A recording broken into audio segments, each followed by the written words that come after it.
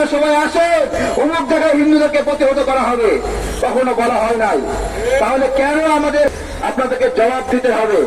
প্রিয় হিন্দু ভাইয়েরা, আপনাদেরকে একটা কথা বলছি, যে ষড়যন্ত্র ফাঁদ পেতেছে, যে 8 দফা দাবির কথা বলছে, আপনারা কতজন সেই 8 দফা জানেন?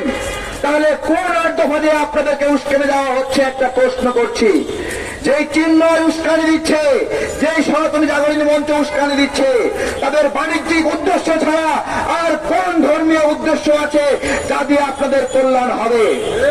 এই যে বিশৃঙ্খলা, এই বিশৃঙ্খলায় চিন্ময়রা কিন্তু পার পেয়ে যাবে, কিন্তু সাধারণ হিন্দুদের সঙ্গে সাধারণ মুসলিমদের যে সম্পর্কের অবনতি হলো, সেই সম্পর্কে কিন্তু উন্নতি হবে না। তাহলে চিন্তা করেন কারা ক্ষতিগ্রস্ত হচ্ছে? মুসলিমরা বলছে আমরা হিন্দুদের মিষ্টির দোকানে আর যাব না, আমরা হিন্দুদের দই খাবো না, হিন্দুদের কাপড় দোকানে কাপড় কিনবো না। কেন এইরকম কঠিন শব্দ উচ্চারণ করতে হচ্ছে?